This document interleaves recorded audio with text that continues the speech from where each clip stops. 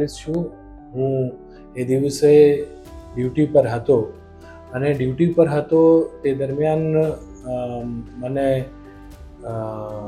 Problem થઈ મને કંઈ પણ ખ્યાલ ના આવ્યું અને હું એકદમ બેહોશ થઈ ગયો અને મને તાત્કાલિક હોસ્પિટલ લઈ ગયા અને ત્યાં હું બેહોશ હતો.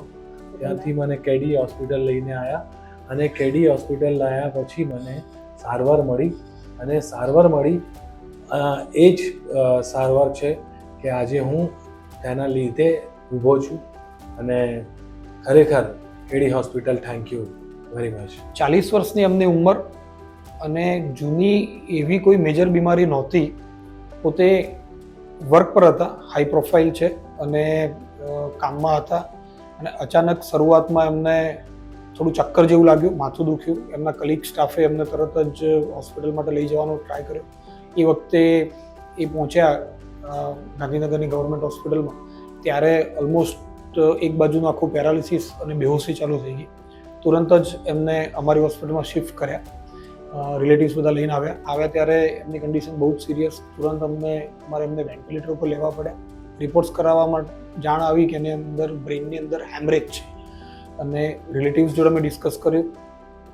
તરત જ એમને ત્વરિતતાથી નિર્ણય લીધો અને અમે લોકોએ એમને ઓપરેશન થિયેટરમાં લીધા. મોડી રાત્રે એમનું ઓપરેશન કર્યું. ઓપરેશન પછી આઈસીયુમાં રાખ્યા, વેન્ટિલેટર એના ઉપર હતા.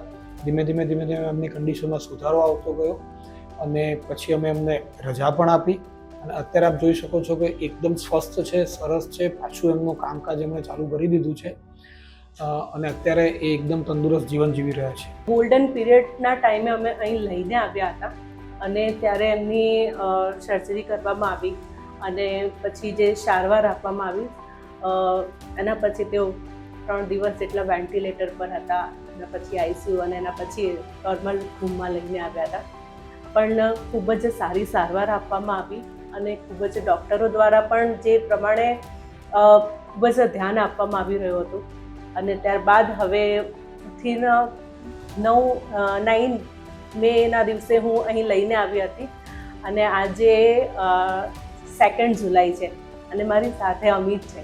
એટલે જે પરિસ્થિતિ હતી, રાઈટ સાઈડ પેરાલિસિસની અસર હતી, ફ્રેન્ડ્સ એટલે બહુ જ સિચ્યુએશન બહુ જ ખરાબ હતી.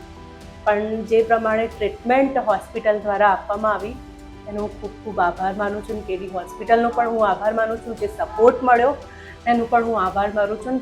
સાથે જ સંજીવ ફોર્ડ સરનું કે જેમને જે ટ્રીટમેન્ટ કરી ખૂબ જ અને એમની જે ટીમ હતી એનું પણ હું આભાર માનું છું.